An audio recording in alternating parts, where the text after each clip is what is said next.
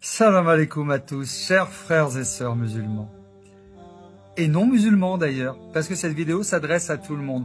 Combien de fois dans l'espace commentaire vous m'avez demandé comment j'en suis arrivé à me convertir à l'islam? Alors je vais vous expliquer tout ça et que Allah subhanahu wa ta'ala facilite cette vidéo. Ça fait très longtemps que j'y pense à vous donner une explication. Il faut savoir que moi je suis né dans une famille de fonctionnaires. Il n'y a pas plus républicain et plus athée que là d'où je viens. Mon papa était gendarme, ma maman était institutrice et j'ai été élevé avec les valeurs entre guillemets de la République. Et on m'a dit, à l'école, il y avait d'autres petits garçons qui étaient baptisés. Il y avait plus de catholiques, enfin il y avait des musulmans, des catholiques, il y avait des juifs. Il y avait un peu tout le monde parce que j'étais à l'île de la Réunion. Mais moi j'étais ni baptisé, ni rien du tout. Et mes parents avaient dit, bah, il choisira. Plus tard, il choisira. Ah, il choisira. Alors vous, frères et sœurs musulmans qui êtes nés musulmans, vous n'avez pas choisi, vous. Vous êtes arrivés musulmans comme ça. Et ben moi, on m'a dit, il choisira. Alors, très longtemps, je me suis posé beaucoup de questions. Je me suis d'abord tourné vers l'église catholique, où j'ai prié Jésus. Voilà. Et j'ai demandé à me faire baptiser. Et il y a la préparation au baptême. Donc je me suis fait baptiser à l'âge de 33 ans. Et il y a plein de choses que je comprenais pas. Le signe de croix, le Père, le Fils, le Saint-Esprit. Ça me paraissait un peu obscur, mais on m'a dit, c'est comme ça, point barre. Et en fait, ce qui est bien chez les catholiques, hein, c'est que tout le système est basé sur le prophète Issa. Que la paix soit sur lui. Mais c'est tout. On te parle pas de Moïse, non, non, non, encore moins de Mohammed, que la paix soit sur lui, sallallahu alayhi wa sallam. Non, non, pas du tout. Ni du prophète Daoud, ni de tous les autres prophètes, il y a eu plus de 6000 prophètes. Mais par contre, on te dit, voilà, il y a ça, c'est comme ça. Et tu dois un peu avoir des œillères. Alors moi, j'étais un petit garçon intelligent quand même, je pense. J'aimais bien chercher, j'aimais bien savoir, j'aimais bien apprendre. J'avais soif de connaissances. Et j'espère que vous avez cette soif-là. Toi qui me regardes dans les commentaires, que tu as soif de connaissances. Et j'aimais bien savoir. Alors je croyais en Dieu, oui, j'avais cette foi qui était là, j'allais à l'église tous les dimanches, je faisais mon signe de croix. Mais à côté de ça, je cherchais les pyramides, les extraterrestres, je me posais beaucoup de questions, mais enfin quand même le monde, comment il est fait, etc. Et à force de chercher, à force de creuser, je suis tombé sur le Coran. Le Coran. Le Saint-Coran.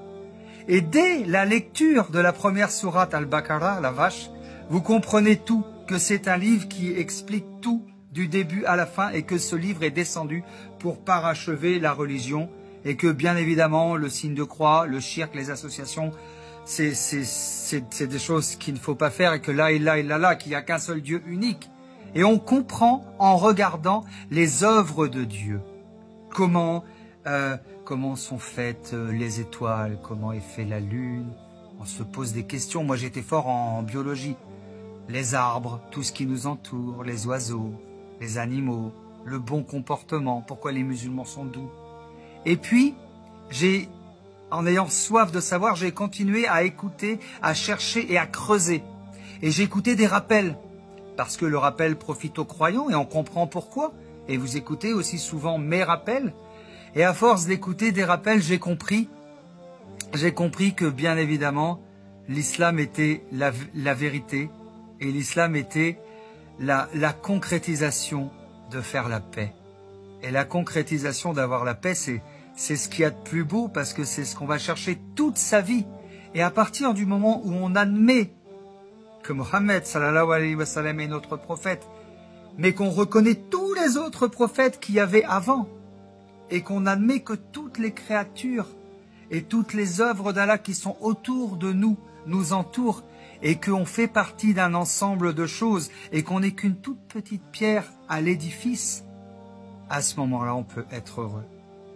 Et je pense que finalement, c'est ce côté recherche du savoir en permanence, en creusant, en écoutant des rappels et en allant chercher la connaissance en permanence, qui m'a fait prendre conscience que devenir musulman, finalement, c'est la plus belle chose qui puisse nous arriver. Parce que qu'est-ce qu'on cherche tout au long de notre vie? On cherche la paix, on cherche le bien-être. Et quand on est musulman, on est soumis à Allah, subhanahu wa ta'ala, mais comme tout ce qui nous entoure. Et quand on prend conscience de ça, on trouve la paix. Voilà ce que je voulais vous dire, frères et sœurs musulmans.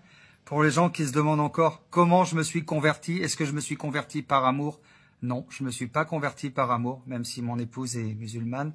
Je me suis converti par connaissance et par savoir. Et j'invite les musulmans qui sont musulmans de naissance à écouter des rappels et à faire grandir leur foi, parce que le savoir fait grandir notre foi.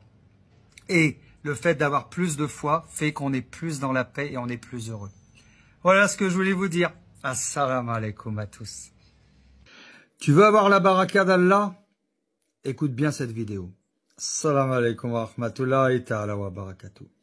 Chers frères et sœurs musulmans, souvent, on fait des choses dans la vie, mais on n'a pas la baraka. On n'a pas la baraka parce qu'on fait rien pour.